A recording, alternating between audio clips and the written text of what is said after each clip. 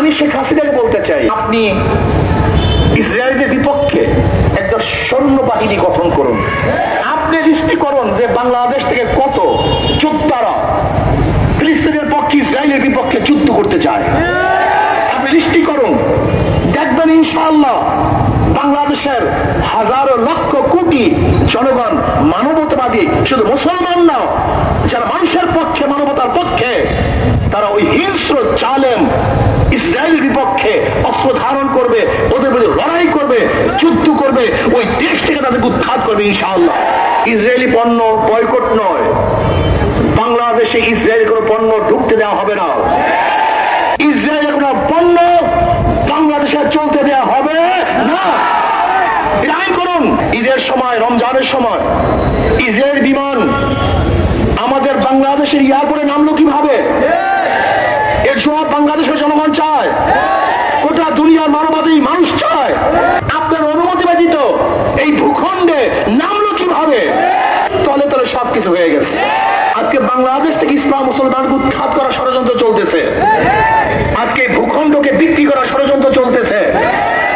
আজকে বন্ধু বন্ধু বলে যাদেরকে আপন করতে চাই, তারা আমাদের বুকের উপরে বারবার গুলিবিদ্ধ করবে, আমাদের ভূখণ্ড দখল করার ষড়যন্ত্র করবে, এদেশের সংস্কৃতি ইসলামকে নষ্ট করার ষড়যন্ত্র করবে, এদেশের মানুষকে গোলাম বানাবার চক্রান্ত করবে। এদেশের মানুষটা মানতে পারে না, পারে না, পারে না। ইসরায়েলের বিরুদ্ধে নয়, ইসরায়েলের দূষণের বিরুদ্ধে।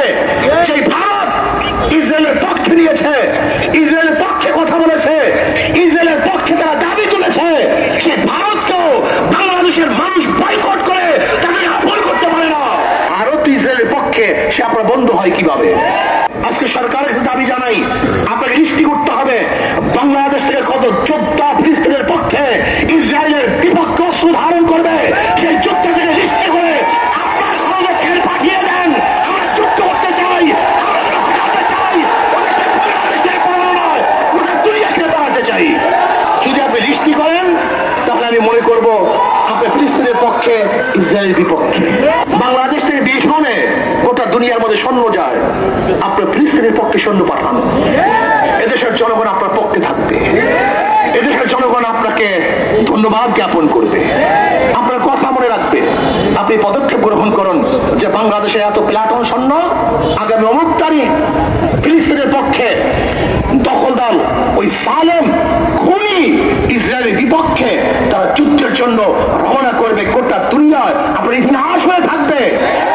বাংলাদেশ সরকারকে আর একটা দাবি জানাতে চাই, আপনি অবৈধ সরকার যদিও, তারপরে যেহেতু আছেন, বলতেই হয় আপনাকে, আপনি ফিলিস্তিনি জনগণের পক্ষে, তাদের সাহায্য করার জন্য। আজকে যারা বাচ্চারা ধুকে ধুকে না খেয়ে মরছে, পানি পিপাসায় তারা জীবন দিচ্ছে, রক্তাক্ত অবস্থায় রাস্তায় পড়ে আছে, তাদের পক্ষে আপনি একটা সাহায্য সংস্থা পাঠান। সরাসরি তাদেরকে সাহায্য করার জন্য আপনি ব্যবস্থা গ্রহণ করুন। তাহলে মনে করব আপনি ফিলিস্তিনের পক্ষে, ওই মাজলুমদের পক্ষে, সালেমদের বিপক্ষে। আসুন আমরা সম্মিলিতভাবে ইসরায়েলকে বয়কট করি, তাদের বিরুদ্ধে আমরা যুদ্ধ ঘোষণা করছি। ইসলামী আন্দোলন বাংলাদেশ সরাসরি ইসরায়েলের বিপক্ষে যুদ্ধ ঘোষণা করছে। আজকে যখনই আমাদের প্রয়োজন হবে, সুযোগ হবে, ইসরায়েলের বিপক্ষে যা কিছু আছে সব নিয়ে ঝাঁপিয়ে পড়ে সবাই রাজি আছে ইনশাআল্লাহ। আমাদের সবাইকে কবুল করে নেন। ফিলিস্তিনের পক্ষে, ইসরায়েলের বিপক্ষে আগামী শুক্রবার জেলায় জেলায় এবং মহানগরীতে বিক্ষোভ মিছিল করা হবে ইনশাআল্লাহ। আর ফরিদপুরের যে শ্রমিক ভাইরা হত্যা হয়েছে, আজও সেই খুনিদেরকে অ্যারেস্ট করতে সরকার পারে নাই, ব্যর্থ হয়েছে। যদি সরকার তাল বাহানা করে তাহলে ইনশাআল্লাহ ফরিদপুরে আমরা বিশাল জনসভার ঘোষণা দেব। গোটা দক্ষিণ অঞ্চলের মানুষ একত্রিত হয়ে আমরা এই খুনিদের বিপক্ষে আন্দোলন করব।